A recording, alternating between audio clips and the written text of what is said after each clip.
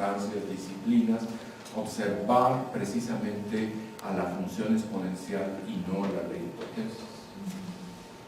Está mucho más presente, más cotidiano, más tanto que, por ejemplo, a lo que yo me he dedicado, que se llama física estadística, o lleva el nombre de mecánica estadística, y la mecánica estadística finalmente se expresa en términos de un lenguaje que se llama termodinámica. Entonces sí guarda relación con este curso, aunque no todos ustedes tengan esa experiencia, pero hablando de físicos, físico-químicos, o químicos, o cierto tipo de temas de biología, sí existe un área de conocimiento que se llama termodinámica, y de esa vamos a hablar a nuestra manera. Y esa cuestión que se llama termodinámica tiene detrás de la pared de la termodinámica, hay otra disciplina que se llama mecánica estadística. Y dicen, bueno, pues sí, yo sí sé de esto, yo lo estudié, yo no tengo ni idea, pero en este momento les voy a decir, la mecánica estadística vive básicamente, dice, ¿qué matemáticas tengo yo que conocer para funcionar en mecánica estadística? Y mi respuesta es muy pocos, porque la función matemática, la función que aparece en la mecánica estadística es la función exponencial. Ah, bueno, ¿y tiene un inverso? Por supuesto, bueno, ahí está la pareja. Y hacer mecánica estadística es empezar con exponenciales y luego usar logaritmos para el producto final y presentarlo. Entonces, ese mundo de esas dos funciones es un mundo previo al de los sistemas complejos. Entonces, de vuelta a los sistemas complejos. Estoy siendo muy poco serio y estoy diciendo que los sistemas complejos, en muy pocas palabras, es todas aquellas situaciones, temas, donde quien predomina son las leyes de potencia. Algo que decae mucho más lento que la exponencial. Y la ley de potencia, por supuesto, es una inversa. Y entonces surgiría la pregunta, la curiosidad de si esa pareja, esa nueva pareja de funciones, la ley de potencia y su inversa, construyen algo o están detrás de algo, como les acabo de decir que es la mecánica estadística ordinaria y este tema que se llama termodinámica. Bueno, y de ahí fue mi chiste, broma que estaba yo mencionando mientras estaban nada más un puñado de ustedes y diciendo, bueno, que las practicantes de los sistemas complejos tienen un reflejo de Pavlov. El reflejo de Pavlov es que los datos que manejan, ya sean de urbanismo, ya sean de, no sé, de ecología, o de sistemas ecológicos, etcétera, etcétera, o cuestiones financieras, esos datos, los datos numéricos, los representan con gráficas, que es lo que vamos a estar viendo todo el tiempo, y esas gráficas existen, ¿no? Gráficas donde las escalas no son los números de esos datos, sino los logaritmos de esos datos. Porque si no son los números, sino son los logaritmos, entonces las leyes de potencias, de esa forma, visualmente se presentan como reglas. Entonces todo el mundo dice, bueno, pues, ¿qué datos vas a ver? Pues los tipos de cambio de las monedas en tal intervalo de tiempo. ¿Y qué hiciste? Pues los grafiqué en escalas logarítmicas. ¿Y te da una recta? No, pues más o menos.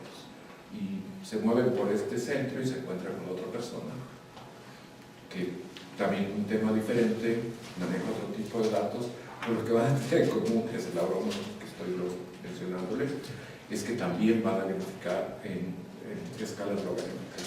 Entonces, no, tenemos esto en común. Todos nosotros graficamos en escalas logarítmicas y vamos detrás de ver si esos datos se alinean como una recta o no. Mire, lo que pasó hace un par de años, quizá un poco más, y yo trabajo en el Instituto de Física, en UNAM, y una colega llegó a mi oficina y me pidió, oye, queremos que nos escribas un artículo,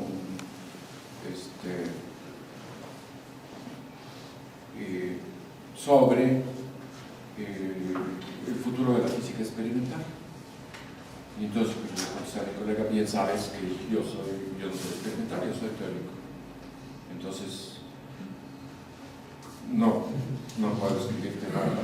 No, sí, precisamente le estamos pidiendo a tal y tal personas que sí, que se comprometan y nos hagan un escrito sobre física experimental y comentarios sobre su futuro, como física experimental en dónde, en el instituto, física experimental en México, física experimental más general, pero pues mi salida siempre fue, pues, a mí no me preguntes. Y pues finalmente dejé que me torcieran la mano y escribí un pequeño artículo tipo divulgación, y del cual les voy a pasar una copia en formato PDF. Lo que escribí tiene este título, allá arriba se lee, sobre las observaciones experimentales en la investigación de los sistemas complejos. Luego viene un resumen que no les voy a pedir leer un poquito, y entonces son unas 10 páginas, se las voy a pasar. Y lo que quise describir en estas páginas fue cuál es la situación del trabajo experimental en los sistemas complejos. Y pues es mi opinión personal, puede que algunos lo compartan, puede que tengan medias verdades, y podría por ahí surgir alguien que dice no estoy totalmente de desacuerdo. Yo tengo una situación extrema, por ejemplo, este nuevo edificio, que por eso estamos aquí, no tiene laboratorios, y podría uno ir con los dirigentes, etcétera. Oye, ¿por qué no existen laboratorios? ¿Por qué no hay laboratorios? A ver, explícame. Tal o cual cuestión. Yo creo que fue pura coincidencia que no hubiera laboratorios aquí, con esta cuestión que escribí bastante antes de que se fuera a hacer este edificio. Y la razón es, bueno, el contenido es que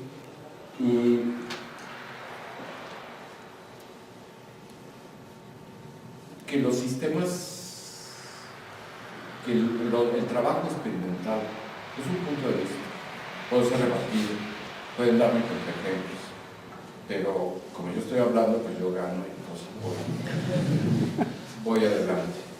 Y los datos experimentales para las personas que practican los sistemas complejos ya existen. Es más, abundan. Si no tienen cuidado, esos datos los pueden abrumar y pueden no transitar correctamente sobre ellos. Entonces, el punto de vista que yo puse aquí tiene que ver sobre eso, de que los datos experimentales ya existen. ¿Dónde existen? Pues depende cuáles son los intereses particulares de ustedes, pero simplemente pueden entrar en bases de datos de censos de diferentes países, pueden ver censos de población, pueden ver censos de economías, pueden ver muchísimas cuestiones. No sé por dónde empezar, nomás dije la palabra, por ejemplo, en Estados Unidos existe una riqueza en sus datos de censos, por ejemplo, o gentes, por ejemplo, interesadas en cuestiones de ecología o de biología, están estos datos que dan lugar a estas distribuciones que en inglés es SAD, S-A-D, triste, que quiere decir S de especies, A de abundancia y D de distribución. Entonces hay unas recolecciones de datos, por ejemplo, de peces en el río Paraná, lo que ustedes quieran. Y es parte de lo que estoy empleando como introducción. Por ejemplo, aquí extracto. No vamos a leer mucho. Pero supone que este escrito, este artículo, ofrece una descripción de la naturaleza, la diversidad y la disponibilidad de estas colecciones de datos. Y que esas son las observaciones experimentales. Es un punto de vista muy estricto. Tiene contraejemplos. Pero ahí está el trabajo experimental. Luego que son accesibles, son abundantes y accesibles, todo lo que tienen que hacer es conectarse en una red y con un buscador y tienen acceso directo a esos datos, los que su curiosidad lo quiere. Y luego dice que están aguardando, fíjense nada más, aguardan su confrontación con modelos y formalismos teóricos en esta rama de la ciencia. Y yo aquí ya me empiezo a sonrojar de que yo escribí eso, porque me lleva a hacer este comentario. ¿Y cuáles son los modelos con los que se trabaja en los sistemas complejos? Es una pregunta. Y alguien podría decir, yo les contestaría, pues ninguno, no hay. O y que están aguardando confrontación, diría, bueno, pues tengan paciencia. ¿Por qué digo esto? Por otro punto de vista, y una de las razones por las cuales es la intención de dar este curso, transmitir lo que yo busco transmitir en este curso, y es que muchas ramas de la ciencia han transitado por etapas en el mismo orden. No siempre, pero la mayoría. Existe una etapa inicial, empírica, que tiene que ver mucho con exposición a datos y con reordenamientos de esos datos. El mismo origen de la termodinámica, por ejemplo, aquellos que saben que es termodinámica y luego la ciencia de aquellos que no tengan mucha trasfondo en esas cuestiones. Un periodo en el cual no se tiene muy buena idea de la estructura de esa rama de conocimiento, de hecho no existe, pero sí existen datos, y esos datos se reorganizan. Y una opinión es que en el estado actual de las ciencias de la complejidad se vive esa etapa empírica de muchos datos y de no saber muy bien cómo se van en qué momento nos van a dar principio de entendimientos. Tan es así que ha habido hay colegas que se han desesperado. Entonces dicen, pues esto no hace ningún sentido.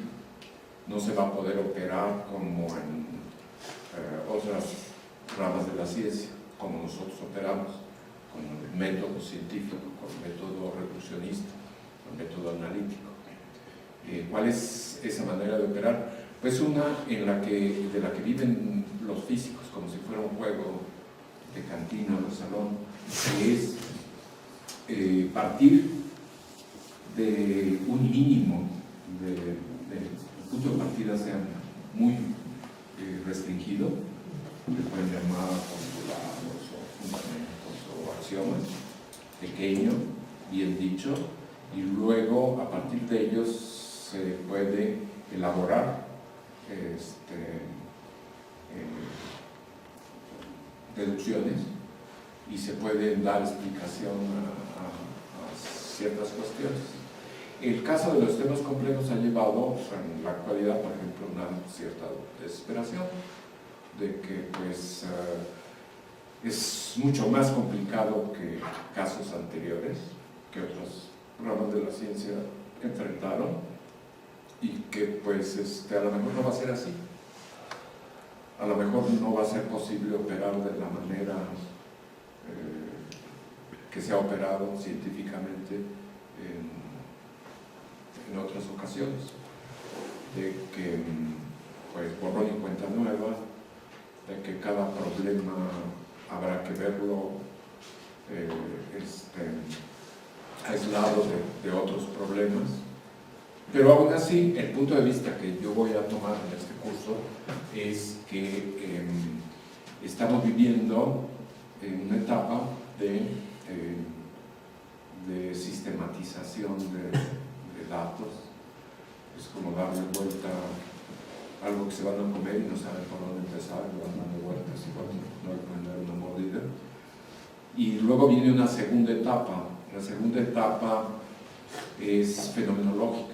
Es una en la cual ya se lanzan al ruedo postulados, fundamentos y quizá algún par de modelos por los cuales se trabaja y se tiene la fortuna de reproducir rasgos que presentan esos datos, y ese surgimiento de ciertas leyes generales y cuestiones de estilo.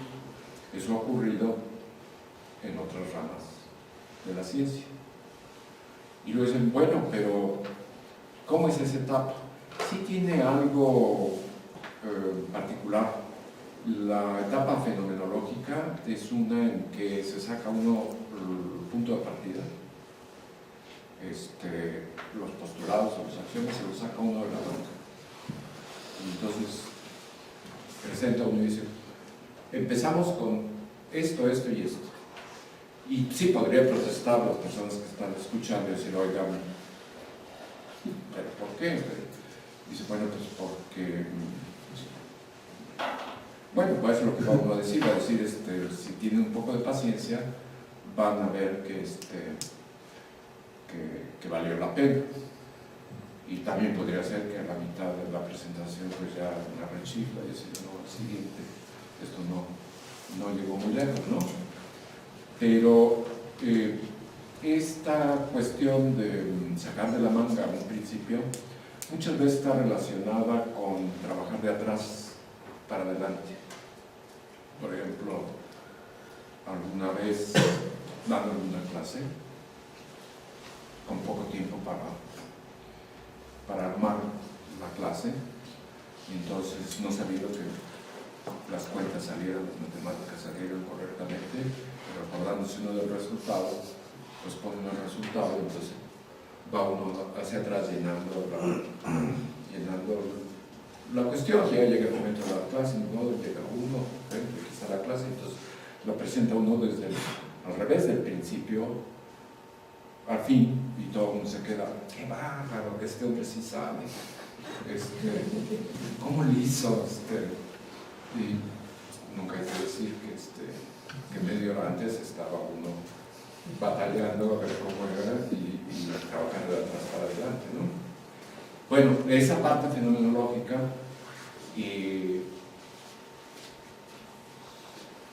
lo que quisiera decir como pronóstico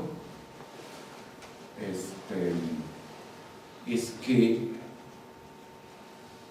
que ya debe ser inminente en el estudio de los sistemas complejos, y lo que lo hace pues muy interesante el momento, porque alguien puede decir, bueno, tú que te dedicaste a los sistemas complejos, ¿cuándo fue que te tocó? No, pues me tocó la parte empírica, la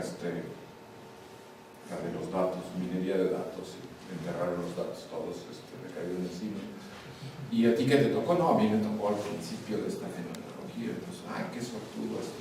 Por la parte más emocionante, ¿no? Luego viene, ahí no termina el asunto, en estos desarrollos que se pueden observar muchos en física, viene una última etapa, que debería llevar diferentes nombres, por ejemplo, se puede decir, a partir de primeros principios. Es una etapa final en la cual se reproduce la etapa fenomenológica, pero de una manera más profunda, más barroca, si ustedes quieren, más elegante, ya con un mínimo de axiomas, otra manera de reproducir lo mismo. Y también podría haber gente que dice, ay, pues ya lo sabíamos, es lo mismo que, por ejemplo, ver mecánica a partir de las leyes de Newton, pues quizá la parte fenomenológica, pero verla, digamos, con lleva otros nombres, la mecánica de Hamilton o de Lagrange, pues es algo más, finalmente son equivalentes. Pero ha ocurrido también en termodinámica, en muchas ramas de la física, y no se decide en qué otras ramas de otras disciplinas. Y lo que tiene, digamos, también tiene sus adeptos. Tiene sus adeptos que dicen, no, pues es que es mucho más estética, o es más elegante, todo tiene su... Entonces, el punto es que me habían pedido escribir algo sobre datos experimentales, sobre física experimental y de sistemas complejos, y la respuesta fue, no hagan ningún laboratorio, todo lo que necesitan es conectarse a una red y extraigan los datos, que tiene, como dirían los políticos, sus, ¿cómo dicen?, retos y oportunidades, ¿no? Retos porque pues a lo mejor no supieron cómo moverse con esa cantidad de datos y pues fue una pérdida de tiempo, ¿no? Pero hay otro mensaje, y uno de los mensajes es que en el desarrollo de la ciencia muchas veces la comunidad científica tiene como estas redes que son muy famosas ahora, tienen sus sitios muy desarrollados, muy competitivos y con muchos datos, y también tienen sus periferias. Entonces también pueden preguntarse, bueno, y en el caso de nosotros, ¿estamos en la periferia o no? Bueno, pues somos un país que tan amplio en nuestra comunidad científica o no, etcétera. Entonces, pues para este artículo me estaban pidiendo había que vender ahí algún párrafo al final que trae un comentario, y es que está diciendo es que cuando menos en estos momentos o años, pocos, la actividad de sistemas complejos representa ventajas que pueden desaparecer muy rápido, como en otras áreas han desaparecido, en la que estamos en igualdad de circunstancias. Cualquiera de ustedes puede abrir su laptop, se puede conectar, puede tener un interés, puede ir extrayendo, y digamos, sus colegas en otros sitios, vamos a ponerlo ahí en el cruce de Cornell con MIT o alguna cuestión así, sitios muy avanzados, muy desarrollados, pues están en igualdad de circunstancias. Eso es abrir los mismos buscadores, extraer los mismos datos, y eso no ha ocurrido, por ejemplo, en otras ramas, en este caso, digamos, de física, en el cual la diferencia de circunstancias es total. Por ejemplo, cuando surgieron estos descubrimientos de los superconductores de alta temperatura de transición, y luego venía la investigación experimental en ellos, y entonces pues lo que se podía hacer aquí en esta universidad era experimentalmente muy distante de lo que se podía hacer en ciertos laboratorios muy bien montados en otras partes. Pero aquí estamos todos iguales. Y para recalcar esta cuestión de que el trabajo experimental ya está ahí, nada más hay que ir por él, Hay diferentes centros de sistemas complejos. Uno que posiblemente se lleve el banderín de haber sido el pionero, el primero, habría discusiones, es un centro, un instituto que es el Instituto Santa Fe en Nuevo México, que tiene una historia que se puede leer desde los años 80. Hay un físico dedicado a los aspectos financieros de los sistemas complejos, un italiano, un siciliano, que se llama Rosario Mantegna, y trabajó en Estados Unidos por unos años, regresó a Italia, y luego tuvo la oportunidad de formar su propio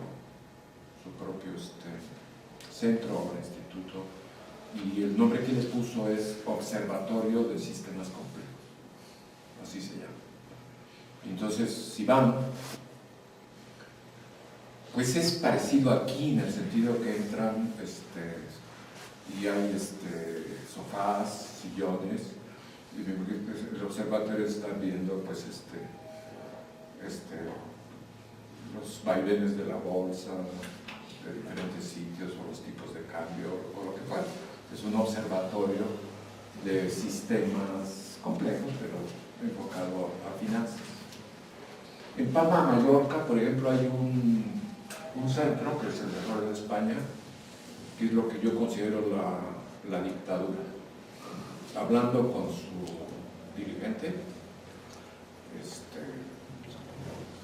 directamente, no tendría empacho en decir, aquí el 100% de los miembros de este centro son físicos.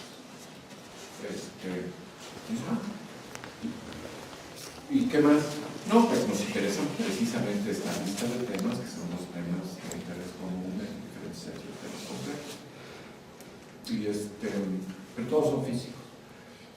¿Qué nos llevó a que fuera de esa manera? Bueno, se puede conversar con él, que si eran las únicas posibilidades, que si era el medio que tenían, pero no tienen ningún problema, digamos, seguro tienen problemas, no tienen problemas de comunicación, pero no tienen problemas de comunicación en cuanto a gremio, porque todos son físicos y tienen en común pues intereses que se pueden enlistar como temas.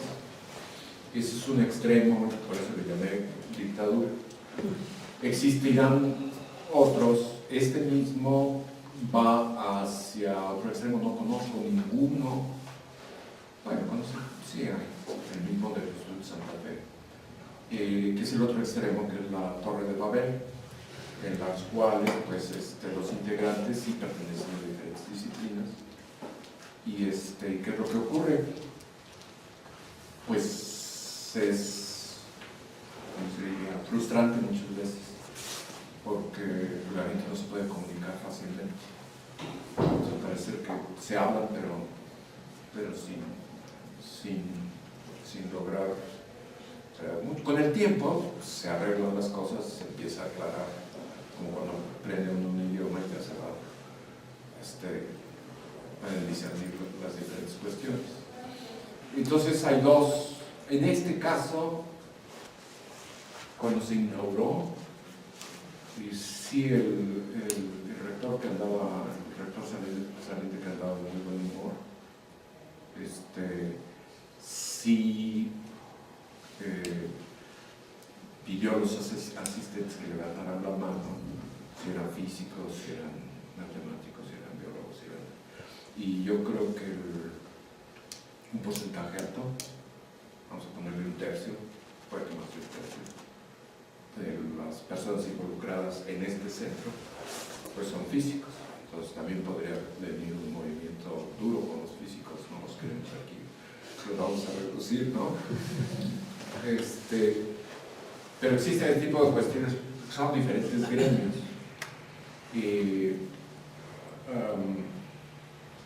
Por ejemplo, si les piden, a ver, dime en muy pocas palabras la diferencia entre un químico y un físico, pero muy pocas. Entonces diría uno, bueno, pues el físico se emociona cuando todo se comporta igual.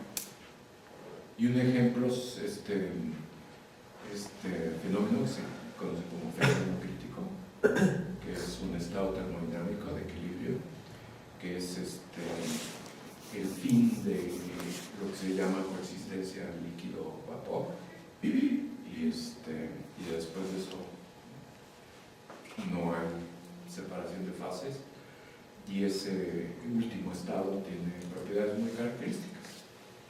Tiene, para los gentes de sistemas complejos, tiene leyes de potencia, o sea, que cae dentro del fenómeno de los sistemas complejos. Y por mucho tiempo estuvieron midiendo esas leyes de potencias, los exponentes que acompañan las leyes de potencias, y se llegó con mayor y mayor precisión a conocer esos valores. ¿Cuántos exponentes son? 4, luego acabaron siendo 6, y qué valores tienen tales, y se pueden reproducir por alguna teoría, no se puede. Y luego resultó que vieron algo relacionado no con la separación en un sistema entre un líquido y un vapor o su gas, sino entre dos líquidos que se segregan, como agua y aceite. Y también vieron que tenía el equivalente de este punto crítico y le midieron sus leyes de potencias y determinaron sus exponentes, y se llevaron una gran sorpresa, tenían justo los mismos valores que en el otro caso. Y luego vino más adelante, voy a decir más adelante, fue más o menos rápido, o a lo mejor en otro orden, el caso de un material magnético, uno que a altas temperaturas no es como un imán, y a bajas temperaturas sí lo es. Entonces llega un momento que ese cristal muestra propiedades magnéticas. Un imán siempre va a ser un imán aquí cuando tenemos el mano, porque esa temperatura es muy alta, pero es también lo que se conoce como una transición de fases, en que algún material que no tiene propiedades magnéticas las desarrolla o las hace extrovertidas. Y entonces se ve ese momento, se mide, se ve que hay leyes de potencia, se determinan los exponentes y, oh, gran sorpresa, son los mismos valores. En ese momento, el físico se interesa, despierta, estira los brazos y dice, ahora sí, esto es realmente lo que me emociona. Y es un físico. En cambio, un químico, por eso lo estoy diciendo para la dificultad de comunicación, por ejemplo, con un biólogo, con un filósofo, con un economista. El químico, esa situación no le emociona lo más mínimo. Y el químico es distinto, es otro gremio. Y ¿qué es lo que le interesa? Dice, no, pues es que hay estas sustancias, estas moléculas que son gemelas, son como primas hermanas, o son gemelos, no se puede distinguir entre ellas, ¿no? Mira cómo se comportan, hierven a la misma temperatura, igual, todo igual. Pero entonces diseñan una técnica, un aparato en el cual logran distinguirlas.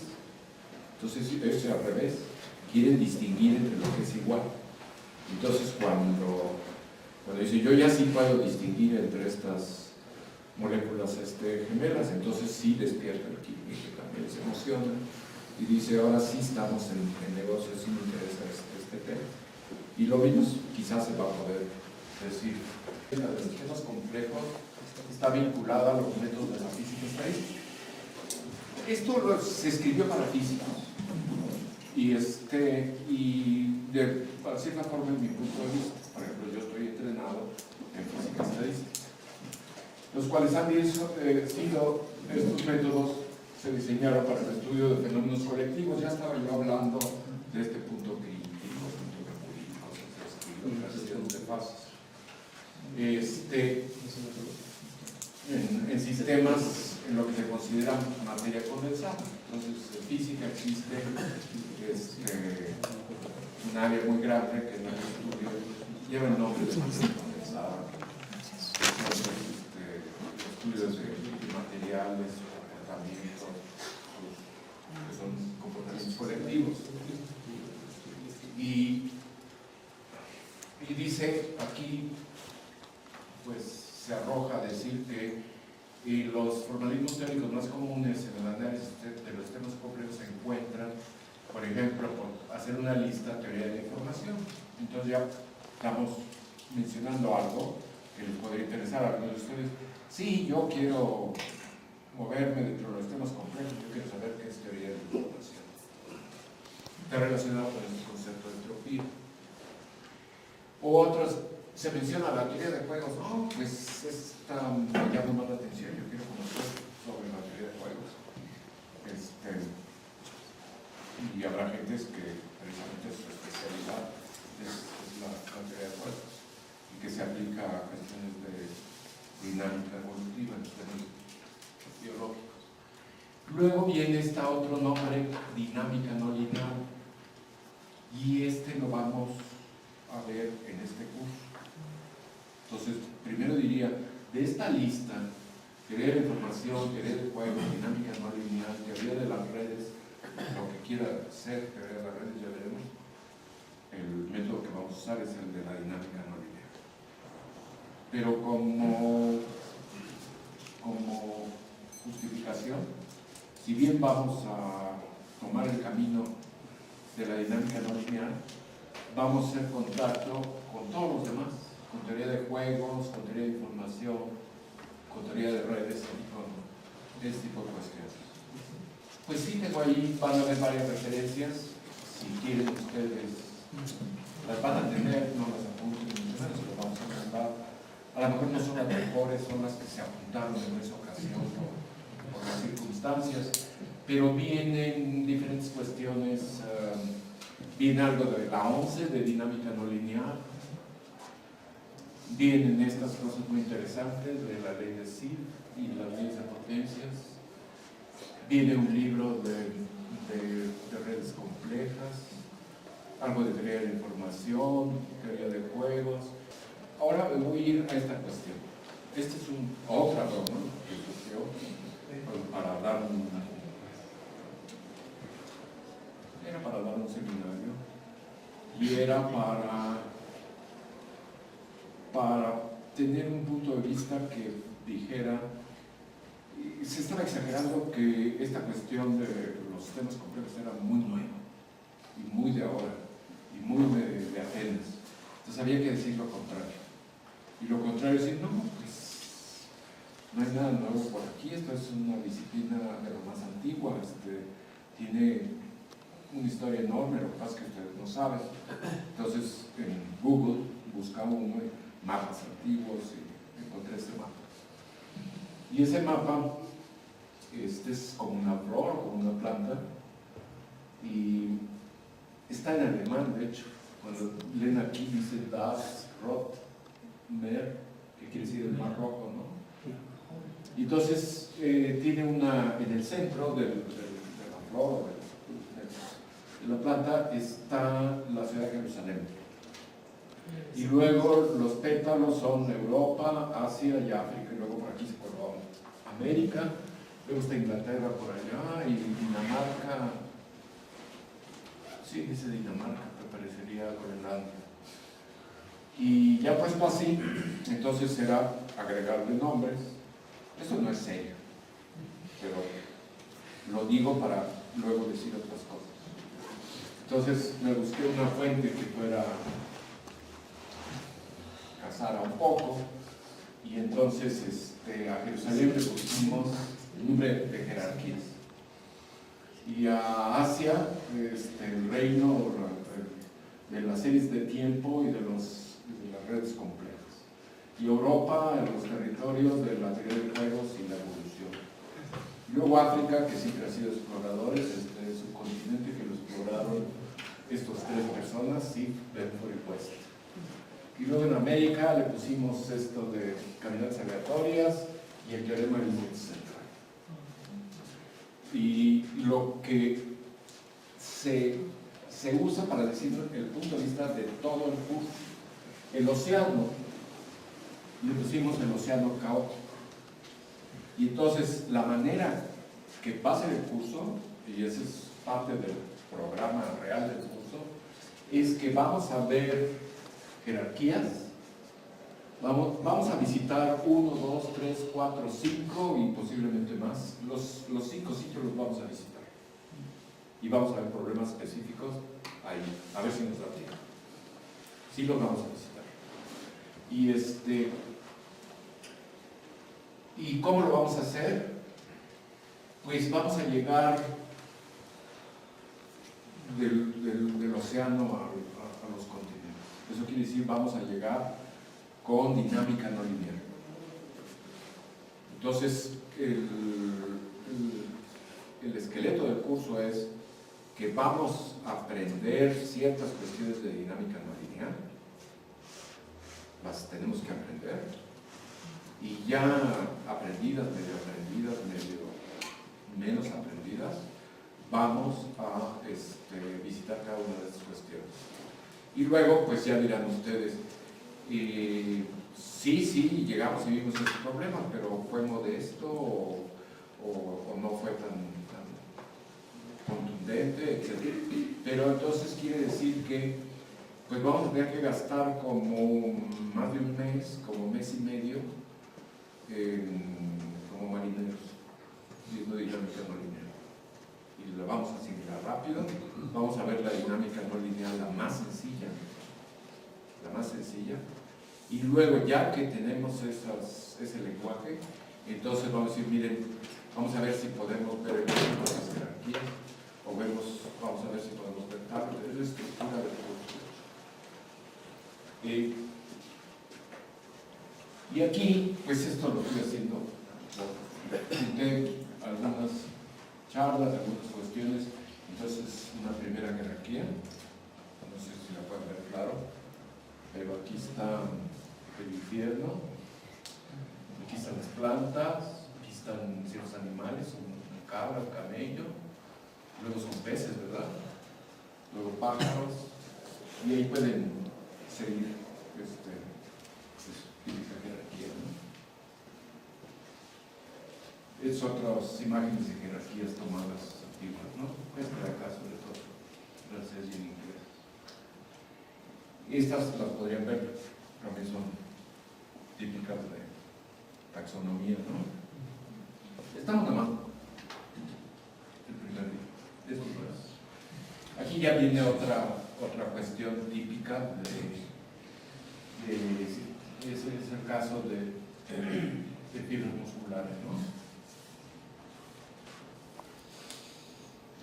Y esto pues es semejante, pero ya es un sistema dinámico. En fin, un punto, un tema, por ejemplo, en sistemas complejos puede decir, bueno, a mí me interesa comprender, entender, modelar, predecir, construir jerarquías. Y jerarquías, pues ahí vimos todas estas. Y traen esta cuestión también muy sonada en sistemas complejos, las famosas propiedades emergentes. Entonces es en jerarquías donde surgen estas funciones que no tienen las partes y hay mucha discusión sobre eso. Digamos, por eso es que Jerusalén está en el centro. Un tema central en sistemas complejos es a ver qué me puedes tú decir acerca de jerarquías. Y este es un sistema lineal, vamos a ver, se llaman mapas iterados, y son unas imágenes en las que están haciendo un zoom, ¿no?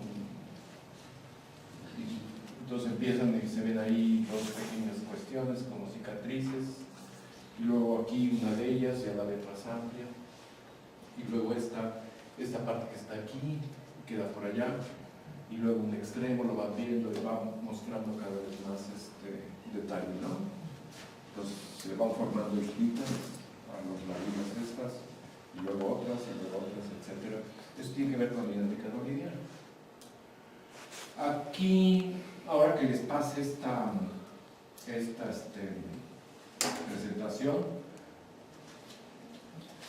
pueden ver que existen muchas pequeñas cintas educativas, en este caso, de ir viendo jerarquías que van desde, como dicen ahí los títulos, ¿no?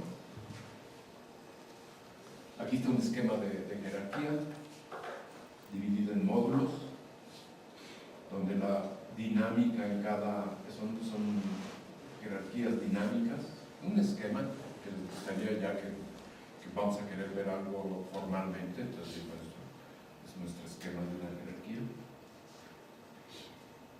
Y aquí pongo 4 comentarios que experimenté cuando quise trabajar sobre este asunto de jerarquías, en las que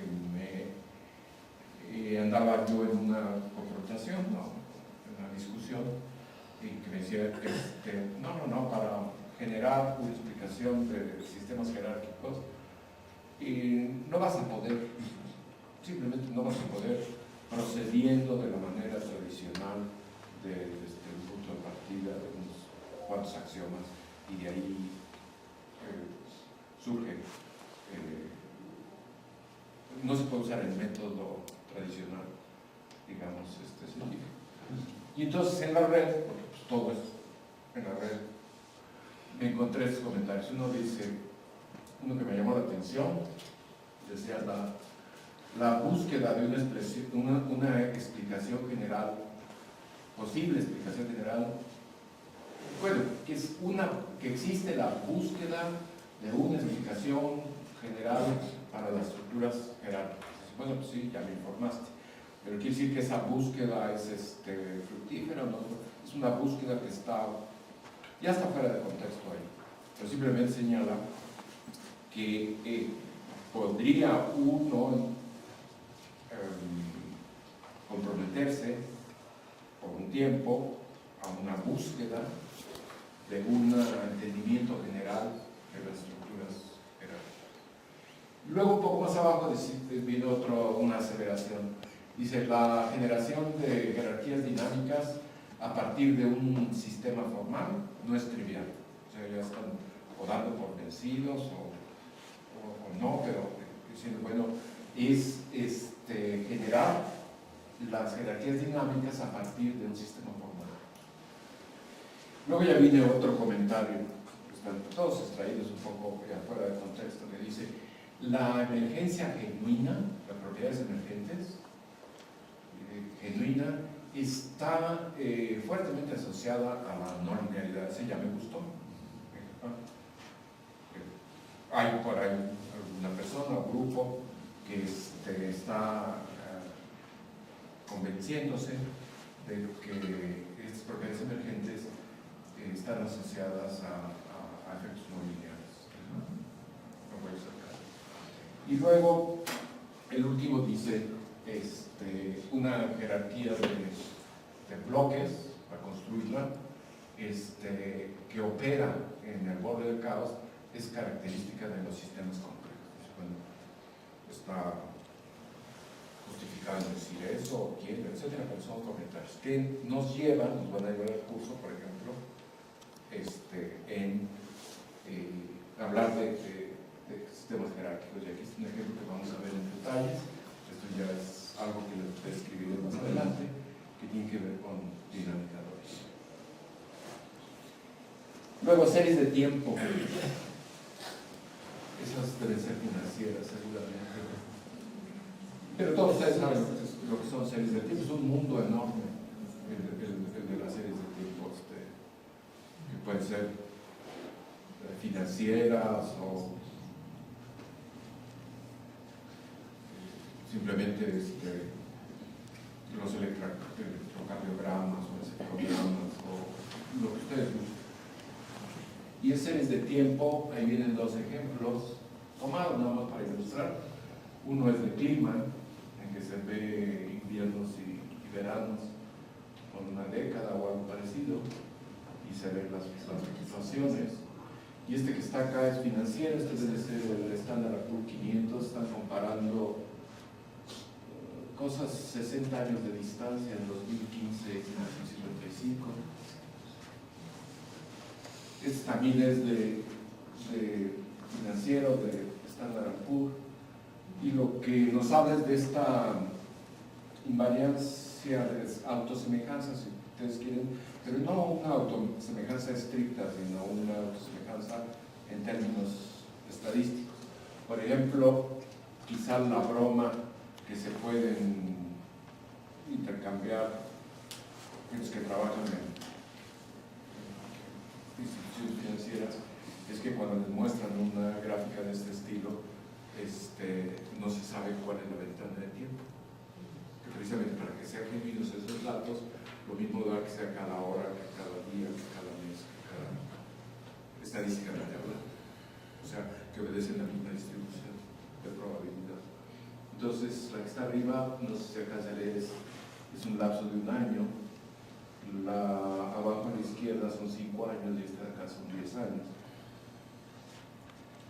Luego, pues esta es la portada del libro, que ya seguramente el contenido habría que juzgarlo, que cómo se puede analizar la serie de tiempo si conocen ustedes dinámica no lineal.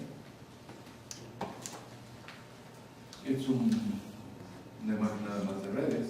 Las redes, no sé qué tanto, bueno, en parte es un tema que ha crecido enormemente en los temas complejos, al grado de que, por ejemplo, preocupó a los editores de ciertas revistas, por ejemplo, la revista principal de los editores, pues quisieron hablar de qué vamos a hacer. Nos están llegando muchos manuscritos, nos someten a publicación muchos artículos de redes complejas, ¿qué vamos a hacer? Y entonces muchas veces piden, pues vamos a cambiar de política, vamos a hacer alguna restricción. ¿Qué quiere decir esa restricción? Pues la que va a acabar pues molestando a mucha gente, diciendo, bueno, lo fundamental de las redes complejas ya se dijo. Entonces, si usted quiere seguir publicando redes complejas, váyase a una revista más especializada. Y entonces pues es un juicio, como que ya se dijo lo principal o lo fundamental. No, pues ahí están estas estrellas ya de la ciencia de las redes complejas, tal persona, tal otra. Y ahí van algunos ejemplos que se conocen. No vamos a las famosas distribuciones de conectividad o de grado. Ahí están las leyes de potencia, son escalas logarítmicas, la de arriba, y la de abajo es el valor del exponente gamma. Y vamos a ver nuestras propias redes en el curso. Luego, teoría de juegos, es una entrada, es un árbol de la vida, que también se puede aplicar la teoría de juegos a esto. ¿Y cuántos de ustedes conocen el dilema del prisionero? O sea, a lo mejor lo conocen mejor que yo. Pero son de estos juegos típicos de 2 jugadores y 2 estrategias, sí o no, coopero o no coopero, y la típica situación de los 2 personas que arrestan y interrogarlos por separado, y entonces el que canta tiene cierta opción o no, si los pueden. En fin, eso lo quiero mostrar porque aquí vienen las cosas generales, procesos de decisión, agentes racionales, cómo se ha usado en problemas de finanzas, cómo se ha usado en evolución biológica y algunos elementos que se están matriz de ganancias y pérdidas. Esto lo vamos a ver. Aquí vienen los juegos, son juegos simétricos, 2 parámetros de SIT, que es la tentación a no cooperar o el riesgo a cooperar, y los diferentes juegos, hay muchos, pero son típicos. Es el del teorema prisionero, pero viene, por ejemplo, de anticoordinación, que es el, digamos, el de carreras que van compitiendo como en las películas, ¿no? 2 coches, uno se acelera, el otro se acelera, uno se acelera, el otro se acelera, y nadie se rinde y está el precipicio o la pared, y entonces uno va a a frenar solo si la otra frena, o tiene muchas otras versiones. Y en el curso vamos a mostrar cómo es posible, bueno, en este tipo de temas surgen motivaciones, por ejemplo, la de cómo en todos estos juegos quien prevalece es el que no coopera. Y entonces los que cultivan el tema se han interesado por descubrir bajo qué circunstancias es la cooperación, el altruismo la que prevalece, y mencionan muchos ejemplos reales, etc. Pero también hay una cuestión que se puede uno preguntar de si en esta disciplina, en este esquema, todo es determinista sencillo, o si es posible que surja algo más irregular, con mayor incertidumbre, que lo podríamos llamar caótico. Entonces vamos a ver, cada vez que surge algo ahí como caótico, entonces decimos, esto es nuestra manera de operar. Entonces vamos a ver cómo con dinámica no lineal podemos. Bueno, las leyes empíricas, ¿cuántos de ustedes conocen la ley de Zipf? Muchos de ustedes no conocen ese nombre. ¿De veras? Bueno, entonces vamos a investigarte un poco.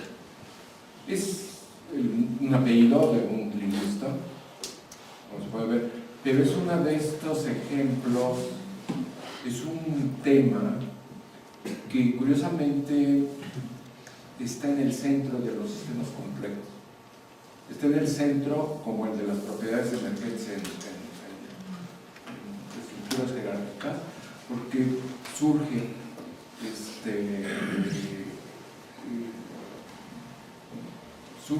muy frecuentemente en los análisis de datos, y porque además tiene esta característica de universalidad, que como ya dije es algo que está, vamos a ver si hay cuestiones realmente universales en los sistemas complejos y se comparten, o la situación es muy diferente en esta disciplina y no hay cuestiones de universalidad. Esta es la que apunta a cuestiones de universalidad. Pero lo que observó Zipf, que era un lingüista, era la frecuencia con la que aparecían en textos de palabras, un vocabulario, y entonces había palabras que venían muy frecuentemente y había otras frecuentes, pero no tanto, y unas muy rara vez, etc. Y le interesó a él los patrones regulares, y el asunto es que se puede graficar, por ejemplo, la frecuencia de ocurrencia de palabras en textos de manera ordenada, o sea, contra lo que vamos a llamar, las vamos a jerarquizar, le vamos a dar un rango, o sea, a una variable que va a tener el valor 1 para la más frecuente, y el valor 2 para la siguiente más frecuente, y el valor 3. Y entonces, si se grafica así, es el reflejo de Pavlov. Se agarran un libro en inglés, la Biblia en inglés, o agarran el periódico tal que sea en inglés y lo meten en una computadora, y la computadora, el programa, lo que les va contando es las diferentes palabras y les va acumulando la frecuencia. Entonces ya tengo la frecuencia con que aparecen palabras, y entonces los voy a graficar. ¿Y cómo los voy a graficar? En escalas logarítmicas. La frecuencia, el número de veces, contra el rango, la importancia, y lo grafico de escalas logarítmicas, y se me alinean las cosas como en una recta, y le veo la pendiente a la recta y veo que es muy cercano a nosotros. Y esa es la ley de Zipf, de frecuencias. Pero también la pueden ver, por ejemplo, en datos de sismicidad. Y entonces ven la frecuencia con la que ocurren terremotos de diferentes magnitudes de la escala de Richter. Y entonces ponen de los más frecuentes, que son los más débiles, a los menos frecuentes, que son los más intensos, y lo hacen en escalas logarítmicas y les vuelvo a dar una recta y sorpresa, parece ser que es algo cercano de nosotros. Y entonces alguien que le interesa el firmamento, entonces tienen estas imágenes del firmamento en una superficie y depende de la resolución de la imagen, hay regiones oscuras y entonces hay unas regiones oscuras muy grandes y otras menos grandes, etcétera, y están los puntos luminosos y entonces hacen una teselación, etcétera, entonces miden el área, entonces ponen, a ver, la más grandota y luego las siguientes más pequeñas y luego las siguientes más pequeñas y las ordenan magnitud del área de esas regiones oscuras contra rango y escalas logarítmicas y les vuelve a dar. Y si quieren otro ejemplo, dicen, bueno, pues los cráteres de la Luna, y entonces van midiendo los diámetros de todos los cráteres de la Luna y los van sistematizando y les vuelve a dar la misma regla. Y luego dicen, bueno, pues ahora me interesa los apellidos, o ahora me interesa abro la revista de Forbes de los billonarios, 400 billonarios o 1000 billonarios, entonces simplemente quiero poner ya no está Carlos Slim, pero Bill Gates, y ese es el que tiene rango 1, y luego 2, y luego 3, y lo grafica logarítmicamente y entonces ya están ustedes, bueno, ¿y ahora qué? Y ahora pues las guerras, o ahora los incendios forestales, o ahora otra vez me acuerdo de algunos tipos de estos SAD, tristes, las distribuciones de abundancia de especies, y le siguen, y entonces hay mucho intriga, la gente se intriga y dice ¿por qué? Y es el asunto, sí son cosas tan diferentes, por ejemplo, tormentas solares, la intensidad de tormentas solares, en la lista, pero el asunto es por qué aparece, primero es ley de potencias, y ya dijimos sistemas complejos, leyes de potencias. Luego, es aparentemente universal. Y sí tiene que ver con esta etapa de manejar datos, están manejando datos todo el tiempo. Y entonces pueden ver que si la longitud de los ríos, o el largo de los edificios, y nunca acaban, y tienen esa ocasiones que ya no es la ley de sí, del lingüista, que luego lo hicieron con el español, con el ruso, y luego en México lo hicieron con el Popol Vuh, y luego también lo hacen en lenguaje el Fortran, etcétera, ¿no? Entonces, es también, si ustedes quieren, está mucho ya, pero es céntrico. Y entonces viene el asunto, ¿se entiende o no se entiende? Y entonces, pues, todo el mundo tiene la tentación de lanzarse como un espontáneo. Entonces, espontáneo, yo tengo la explicación. Entonces, esta es la explicación. Y por lo visto hay muchas en el mercado. Y entonces, una cuestión, pero viene una cuestión de por qué es tanto. Aquí viene, por ejemplo, un ejemplo que es de riqueza y viene de familias de aristócratas en Hungría en 1550. Y entonces esa familia se contaba su riqueza por el número de familias que pertenecían a ellos. Y es que no se podía medir fácilmente, digamos, la riqueza por el tamaño de los ducados o lo que fuera de las propiedades. Podría tener mucho valor y no ser de gran área, pero en este caso está graficado, por ejemplo, ahí en naranja o algo, y aquí es el rango, y acá es el número de familias, o sea, si hubo alguien con 8.000 familias o algo así, ¿no? Puede haber sido no sé quién, pero por ejemplo, 1.000 familias, se puede leer por allá, yo creo que había como el rango número 30, eran aristócratas que propiedad tenía mi familia. Son datos curiosos, se grafican en escala logarítmica, se ve el exponente y es cercano, por ejemplo. Eso es la ley de SIG. Y aquí vienen ejemplos: internet, llamadas telefónicas, guerras, especies, apagones, ventas, palabras. Y esto es lo que vamos a mostrar en el curso, por ejemplo. Rojo es experimento o datos reales, y verde es la teoría. Entonces, contaminación.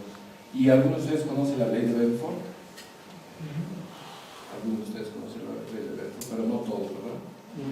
Entonces, la ley de Benford no se debe a Benford, se le quedó su nombre, fue un astrónomo, el astrónomo inglés, que fue muy famoso, muy premiado. Bueno, no vale la pena. Pero la ley de Benford es otro juego para ociosos. Entonces, quieren ver el dato, por ejemplo, uno de los datos simplemente son periódicos, la primera plana de un periódico, buscan los números que aparecen en la primera plana. Y de ahí se fijan en el primer dígito. Puede ser el tema que sea. Las primeras planas de periódicos. ¿Cuántas veces apareció el 1, el 2, hasta el 9? O pueden verlo y el folclore de este asunto viene de algo que no les tocó a ustedes, pero sí me tocó a mí, que cuando calculábamos un logaritmo teníamos un librito, que era el librito de las mantisas, y entonces para calcular el logaritmo teníamos que buscar en el librito, con una regla de siempre, lo que observó, bueno, es aquí el folclore. Todo el mundo en esas escuelas odiaba calcular logaritmos, y los libritos que se usaban mostraban más sucias y gastadas las primeras páginas de los libritos y después ya nuevecitas. Entonces era, pues es que no les gusta. Pero llegó al caso de que estaban más gastados porque el dígito 1 aparece casi la tercera parte, y el 2, 16, o sea, no es una distribución uniforme. Los dígitos no aparecen. Y aquí viene, por ejemplo, una gráfica, los dígitos están ahí, del 1 al 9, y luego ahí vienen las frecuencias en porcentaje. El 1, el 2, el 3, entonces esta es la ley de Benford, que es logarítmica, es en azul. Luego tomados números de periódicos de la primera plana en verde claro. Luego un censo en 1990 de algún sitio, un censo en Estados Unidos, en rojo. Y luego vienen, por ejemplo, números en la bolsa de valores. Y entonces se obedece, y dice, pues, qué raro, ¿no? Y luego esto tiene uso, tiene práctica, y tiene mucho. Existe ahora una rama de, digamos, hablando de especialización de sistemas complejos, se conoce ahora como, en inglés es forensics, o sea, ¿cómo se dice? Trabajo forensics. Forensics of elections, o sea, ven elecciones en alguna parte, en referéndum, o lo han hecho aquí, por ejemplo, en algunas de las elecciones locales. Entonces existe esa especialidad. Entonces alguien me dice, ¿tú qué haces? Temas complejos. Yo también. ¿Tú qué haces? No, yo hago trabajo forense de elecciones. No me digas, ¿qué encontraste? Pues estudié Venezuela, y fíjate que tal y tal. Y es que aquí viene, por ejemplo, cuando alguien hace trampa, cuando van a hacer su declaración de impuestos, y no quieren pagar los impuestos, etcétera, y entonces empiezan a construir los números de su declaración de impuestos de atrás para adelante para no pagar. Entonces viene la ley de Benford en azul, luego datos reales de declaraciones de impuestos en naranja. Luego en guinda es datos fraudulentos que tuvieron que ver con un condado de Nueva York en 1995. Luego en naranja fue pedirles a ustedes, por ejemplo, a ver un dígito, cada quien piensa un dígito para que fuera al azar, ¿no? 3, 2, 1, 9, 7, 8, 6, y ese es naranja, pues tampoco es como si fuera una distribución uniforme. Y ya está, estoy leyendo bien. Entonces se observa en el área de ríos, en poblaciones, en constantes de no sé qué será eso, calores específicos, pesos moleculares, atómicos, la revista esta de Reader's Digest, donde quieran. Entonces vuelve uno a preguntar, ¿no? Aquí, ¿por qué es esto? ¿Cómo es que surge? ¿Lo entendemos? ¿No lo entendemos? Por ejemplo, recientemente con un colaborador estuvimos viendo los números de Fibonacci. ¿Conocen los números de Fibonacci? No podrían ver los primos, en teoría de números. Y dice, bueno, de esos números de Fibonacci nada más me interesa el primer dígito y obedece la ley de Benford o no. Luego hay otro tipo de cuestiones que dice, bueno, agarra de un generador de números al azar, pues muchos números, pues, ¿cuántos serán? 10 a la 4, y multiplícalos y ve su distribución, y cada vez son menos porque lo están reduciendo a multiplicarlos por pares, y luego vuelves a multiplicar, vuelves a hacer, y entonces se ve cómo esa distribución uniforme se va modificando y se va ajustando a la ley de Benford. Entonces, como la ley de Sieg, dicen, pues ¿por qué? No dependen de lo que esté uno viendo, son datos. ¿Cuál es la razón? ¿Cuál es este asunto? Se puede generalizar la ley, y también lo que vamos a ver quizá en el curso es que la primera, la ley de Sieg, y la segunda, la ley de Benford, no son independientes. ¿Saben lo que es alometría? Bueno, hay biólogos aquí. ¿Ningún? ¿Tú? Y sí. Y yo también, menos que tú. Los demás no saben qué es alometría. Valdrá la pena gastar. Bueno, un poco, muy rápido. Por ejemplo, isometría en, digamos, un ser viviente, conforme se desarrolla, es que si fuera una salamandra, una lagartija o algo, pues ustedes vemos cómo era recién nacido, y luego, entonces va más grande, pero es como un rescalamiento o una misma escala. En cambio, nosotros no, porque cuando nacimos tenemos una cabezota, y conforme crecemos, por ejemplo, las bases de los fémures tienen que irse abriendo para aguantar el peso, etc. Entonces el desarrollo no es isométrico, no es un rescalamiento, es un poco más complicado. Y esas cosas se ven los biólogos, por supuesto, pero los ven también no solo individuos, sino también en sistemas ecológicos. Y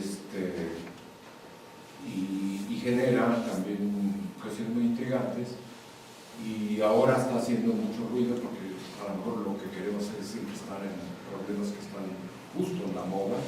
Entonces hay algo en la alometría ahora que corresponde a los centros urbanos, a la actividad urbana de las universidades, vistas como sistemas ecológicos.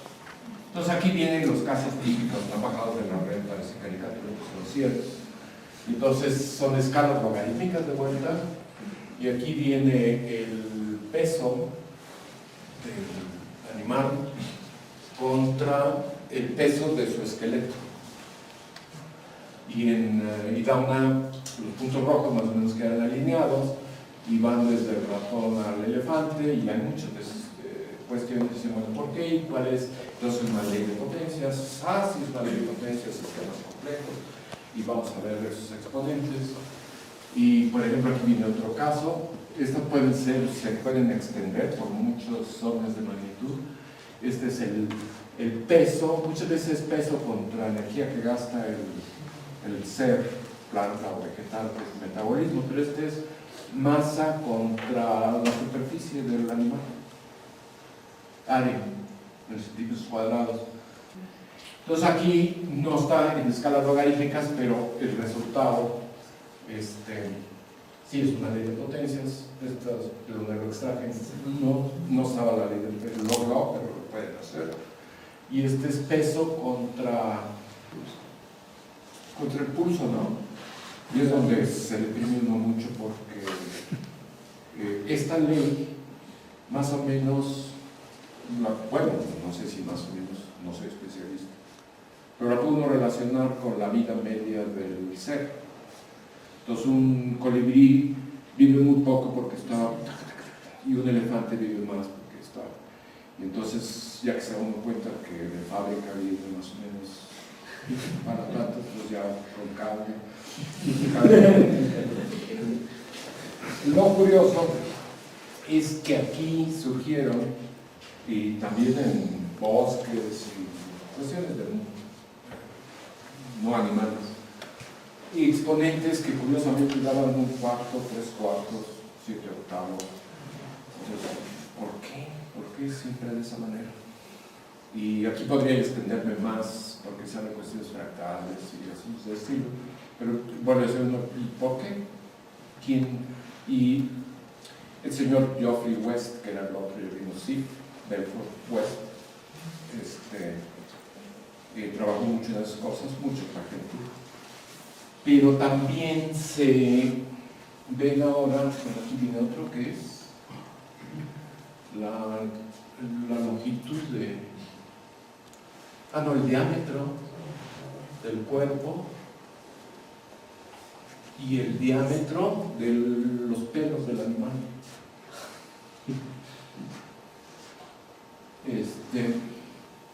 Y entonces ya viene esto que es lo que ahora está haciendo mucho. A ver si no resulta. Yo algunas veces cuando opiniones no solicitadas, por ejemplo las redes complejas, es que es un tema, se pregunta, bueno, ¿qué hay fundamental en las redes complejas? Y luego cuesta trabajo, no digo que a mí posiblemente me cueste más que a otros, pero digo, pero ahí no hay nada fundamental, ¿por qué tanto ruido? Y luego dice, bueno, pues es que es un tema, existen temas que son políticamente correctos y temas que son políticamente incorrectos. Y entonces, curiosamente, los políticamente correctos resultan ser muchas veces más interesantes. Pero en este caso, este es un boom que está ocurriendo en el que pueden ver también leyes de escala, leyes de potencia en seres urbanos. Y entonces, por ejemplo, este personaje en Santa Fe, en Nuevo México, Geoffrey West, sí tuvo un ejército de su grupo de diferentes nacionalidades y fue a extraer datos. Típicamente, como yo les quise decir, el trabajo experimental en los complejos. A ver, número de gasolineras en las ciudades, a ver, número de tal, y se encontraron comportamientos, por ejemplo, si tú me dices dos datos, número de habitantes y algo así como el número de gasolineras o número de volumen de tráfico del aeropuerto, algún poco dato, yo te puedo predecir otros datos de esa misma ciudad. No me digas, sí te digo, y encuentra uno estos comportamientos que lo más curioso es que son independientes de si esa ciudad está en un país musulmán o está en un país cristiano o si la ciudad creció orgánicamente desde hace muchas décadas o fue como Cancún, diseñada hace apenas unas décadas. Entonces, ¿por qué? Y hay muchas cuestiones que están muy vivas en la discusión, por ejemplo, la energía que gasta un ser humano, digamos, por sí mismo, digamos en el monte, o en donde fuera, pero viviendo como hace mucho tiempo, o como puede vivir en la Sierra Madre del Sur o lo que fuera, y esa persona gastaría en promedio lo que 100 watts, o sea, lo que un foco. Y se hace el mismo cálculo de cuánto energía consume por persona, por ejemplo, una persona, en una ciudad como la Ciudad de México. Y entonces van a ver que están pagando, bueno, gastan como más de 1000 watts por persona. Están poniendo por los elevadores, están poniendo todo lo que ustedes quieran, el alumbrado, traer agua de Cutzamala. Pero este es otro aspecto de Argentina que luego abundaremos más. Bueno, el tema central es, se lo voy por simplemente decir, es otra cuestión, tiene mucho tiempo y tiene orígenes parciales, pero es una cosa muy notable en que bajo cierta repetición, bajo cierto límite de manejo de números, se vuelve una situación común, y una de ellas es si yo tengo, es una cuestión que vamos a tener que usar también quienes no estén muy acostumbrados, teoría de la probabilidad, o sea que se tiene una función de distribución de probabilidad y cómo es en esta expresión, cómo son sus colas y tal. Entonces, ¿qué es una función de distribución de probabilidad? Bueno, pues es algo que nos describe las frecuencias con las que aparecen valores de una variable, pueden ser muchas variables, pero vamos a poner las cosas así, es una sola variable. Y esa variable, ¿cómo va tomando valores? Los va tomando como le da la gana, de acuerdo con alguna probabilidad que la gobierna. Y entonces esa variable le vamos a llamar variable aleatoria, como tirar dados o monedas o cuestiones. Esa variable aleatoria va tomando valores y dice, bueno, pues quiero ver qué pasa. Yo primero le pongo una distribución uniforme en cajitas, todos los valores que pueda tomar tienen la misma probabilidad, democrático, totalmente democrático, un generador de números aleatorios, variables aleatorias. Y entonces, ¿cómo es esa distribución? Pues es como una recta horizontal, pero donde empieza y termina tiene la misma probabilidad. Dice, bueno, pues dame un valor, pues tal valor, dame otro valor, ya tienes dos, no, pero quiero que lo sumes, y dame otro valor, ya salió, pero ahora se lo sumas a los anteriores. Entonces estoy viendo un valor sencillo, la suma de 2, la suma de 3, la suma de 4 y así. Y entonces me pregunto, ¿y de dónde partiste? Pues esta distribución uniforme. Pero yo me interesa ver si sigue siendo uniforme, democrática, la distribución de suma de dos valores aleatorios. No, pues ya se enchufó un poco. Y de 3 pues más, y de 4 más, ¿y qué pasa en el límite cuando estoy sumando más y más leyes? Entonces lo que pasa es que quien sea la original, como aquí, uniforme, una bimodal, una chueca, otra más o menos, o allá se empezó con una triangular, la distribución final se va aproximando a una forma de campana, que es la archiconocida distribución normal, que también se le conoce como la distribución gaussiana. Y yo creo que la única distribución ya no que aparecía en un billete antes de los euros en Alemania, los marcos, el billete de, ya no me acuerdo si de 10 marcos, un billete muy bien hecho, traía la distribución gaussiana. Entonces, por ejemplo, podemos decir, ustedes, vamos a ver sus estaturas. ¿Cuál es la distribución de sus estaturas? Y si vamos poniendo cada vez mayor número de gente, se va a aproximar a una distribución gaussiana, que quiere decir que la distribución gaussiana decae rápidamente, es simétrica, es como una campana, pero decae como ley exponencial, es decir, se aplasta muy rápido de los dos lados. Y la distribución de sus estaturas pues va a ser así, porque no va a haber nadie de 3 metros ni nadie de 15 centímetros. Pero lo que ocurre es que de vuelta existen acceso a datos reales que cuando se procesan de esta manera, todos van a generar esa distribución que es, vamos a ver lo que son cuencas de atracción, es decir, es una cuenca formada por distribuciones, y cuando yo hago esta operación resbalan todas al fondo de la cuenca donde está la distribución gaussiana. Luego vamos a ver otras que no son gaussianas, que decaen las colas como leyes de potencia, y otra vez estamos en negocio, porque cada vez que aparece una ley de potencia sistemas complejos. Y aquí tienen el caso de, por ejemplo, de las caminatas aleatorias. O sea, algo que va por paso, y hay una regla para cada paso, y entonces puede ser muy sencilla, das un paso para adelante, para atrás, para un lado, para el otro, con igual probabilidad o no con igual probabilidad, o puede dar pasos más largos, etcétera. Son caminatas aleatorias, que es típico ejemplo común de procesos estocásticos. Lo que vamos a ver que es un proceso estocástico es precisamente algo que tiene una regla de proceder asociada a una distribución de probabilidad, ¿no? Caminata aleatoria.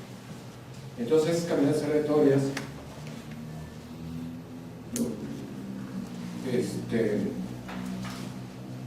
por ejemplo, ¿saben ustedes lo que es el movimiento browniano? Que antes creían que estaba viva la partícula, ¿no? Pero no estaba dando volteos. Y luego, ¿qué ocurre con el movimiento browniano? Pues realmente ocurre algo pues sensacional, que es que puedo yo ver en el microscopio los rebotes de esa partícula, y hasta que cuento 100 de ellos, y pinto esa trayectoria que va haciendo zigzags, y luego digo, bueno, pues voy a cambiar la resolución de mi microscopio, lo voy a hacer 10 veces más potente, y entonces veo uno de esos segmentos que era entre dos colisiones, y cuando lo observo con mayor precisión ahora veo que se rompe muchas veces más, cosas que no veía yo, y entonces lo cambio a otro 10 veces más resolución y veo otro de esos pequeños segmentos y veo que se enriquece cada vez más, y de hecho es algo que persiste, y en lo que es el movimiento browniano efectivamente es algo que pueden repetir 20 veces, o sea, desde lo que veían con el primer microscopio óptico hasta llegar prácticamente a la escala atómica o molecular. Y entonces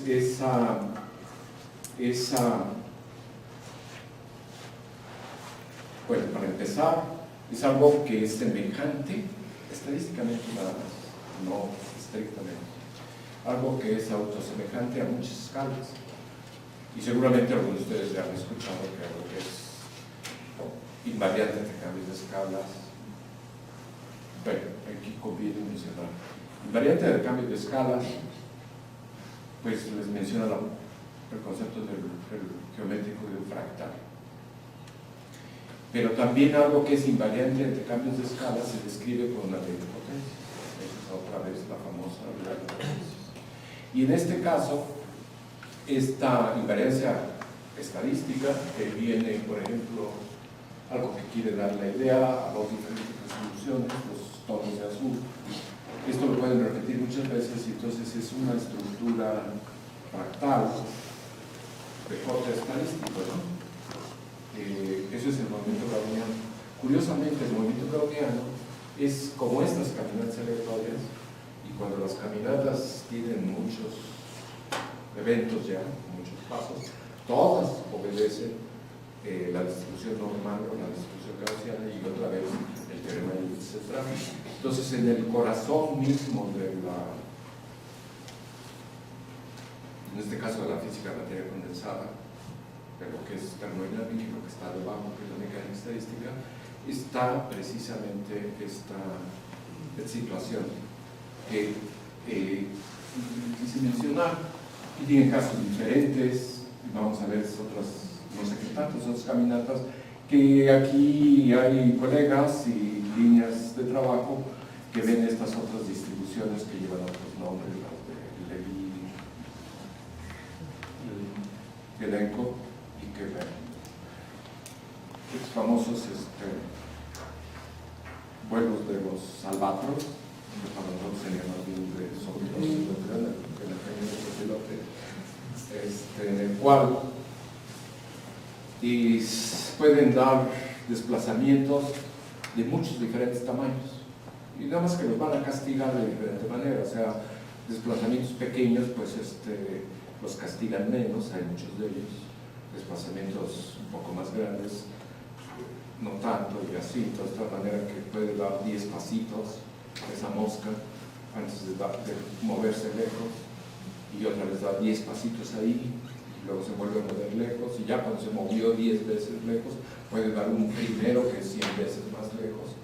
Y entonces este tipo de regla los saca de la cuenca, los puede sacar bajo ciertas circunstancias de la cuenca de reacción de la distribución gaussiana, y caen en otras cuencas más pequeñas que también tienen sus teoremas de límite central. Vamos luego a hacer conexión entre disciplinas diferentes, por ejemplo matemáticas, y cómo operan los matemáticos. Y ahora les había hablado de cómo opera el físico. El físico, interesado en esas cosas, pues ya hablamos en un momento claro. Pero el matemático pues trabaja muy duro para generar teoremas, y los teoremas ya generados luego hay que trabajar muy duro para descubrir sus límites de validez, y entonces se requiere de ingenio para descubrir límites de validez de esos teoremas, y la principal arma es el contraejemplo. Con un contraejemplo ya ese teorema hasta ahí llegó. Y entonces Weierstrass, que fue un matemático del siglo XIX, generó un contraejemplo para todo un cuerpo de lo que usamos nosotros en matemáticas, las funciones analíticas, o sea, las que son continuas y son derivables, ¿no? Entonces él se imaginó cómo puedo tener una función, digamos, de una variable que sea continua. Continua quiere decir que la puedo pintar sin levantar el lápiz, pero que no tenga ninguna derivada en ningún punto. Y es típico de matemáticos. Yo creo que los que están al lado le dicen: estás loco, tienes tiempo para pensar en esas cosas, ¿no? Y él encontró esa función, lleva su nombre, y ahí está escrita, es una serie, y aquí viene un esquema en el que ahí viene pintada, pero le pueden hacer un alargamiento, un zoom, y entonces se vuelve a averiguar, y lo pueden seguir haciendo, y entonces vuelven a tener invariancia a todas las escalas. Es algo que se ve igual, no importa cuántas veces cambian la escala. Y pues a lo mejor con eso termino y ya no sigo con el resto, luego lo retomamos, pero es también interesante y se puede mencionar en estos cursos. Por ejemplo, si alguien le hubiera mencionado, le hubiera dicho a Weierstrass, que hizo su nombre precisamente con este contraejemplo, y le hubiera dicho muy bien, te luciste con tu contribución es muy firme, aquí ya supimos todas las consecuencias, pero ¿dónde va a aparecer? Si alguien le hubiera preguntado, ¿dónde se va a manifestar esta cuestión que salió de su mente, ese contraejemplo, en la vida real? Y entonces la pregunta no tenía, aunque ya estaba desarrollado para cuando él trabajó, esto que debe haber sido, ahorita la fecha no la tengo, 870, por ahí, ya para entonces Boltzmann ya estaba 3 metros bajo tierra, o sea que ya no había sido aceptado universalmente su trabajo, pero resulta ser que este contraejemplo es en esencia la parte central de la mecánica estadística, siendo la mecánica estadística la parte central, su parte central siendo el movimiento browniano, y el movimiento browniano siendo justo el teorema del límite central. Entonces es curioso cómo se tocan, y si regresamos,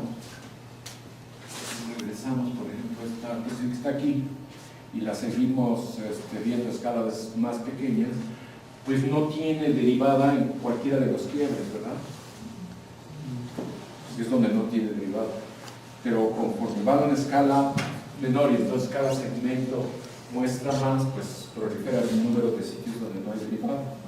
Y lo siguen haciendo, y la mente, la función de Weierstrass, es el alma de lo que ya les dije, en particular el teorema del límite central. Y entonces, pues sí, fue pura conversión.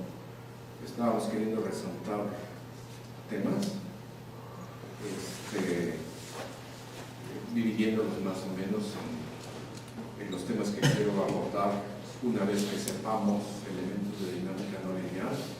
Entonces vamos a volver a ver qué son jerarquías, qué son series de tiempo, vamos a ver cosas de teoría de juegos, pero lo que vamos a hacer es curioso, vamos a gastar algunas semanas aprendiendo una dinámica no lineal, la más sencillota, luego vamos a decir por qué la más sencilla, muy sencilla, pero como todo se empieza a enriquecer, y si se distrae, pues al rato ya no está tan sencilla. Pero esa cuestión que vamos a invertir pudo haberse terminado ahí. Si ya acabamos un curso de dinámica no lineal, ya sabemos esto, ya sabemos el otro, muchas gracias, de nada, adiós. Pero vamos a querer que una vez hecho eso, decir, bueno, vamos a ver si con la herramienta que adquirimos de dinámica no lineal podemos ver algún problema que se asemeje a algo que está reconocido como un problema de sistemas complejos. Y entonces digo, sí, vamos a hacerlo. Vamos a ver una jerarquía, pero de manera genuina. Vamos a llegar a ver si llegamos a algo que tiene la estructura de una jerarquía.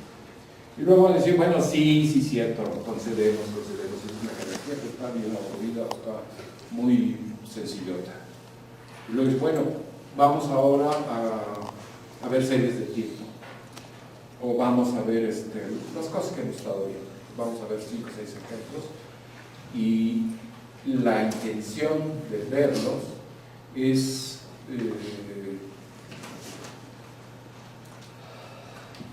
pasarles la posibilidad de que se pueden modelar sistemas complejos y se puede llegar a predicciones, como estamos acostumbrados, si ustedes quieren, con todas las cifras decimales, y que ese es un camino para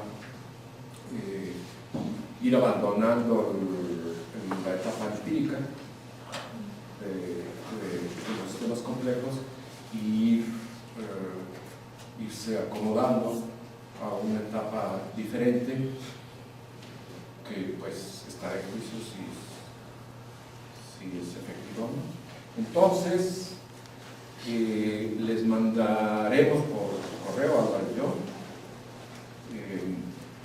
el articulito este que escribí, que posiblemente no tiene ninguna trascendencia, y digamos esta presentación, y nos vemos pasado mañana, ¿no? Ok, pues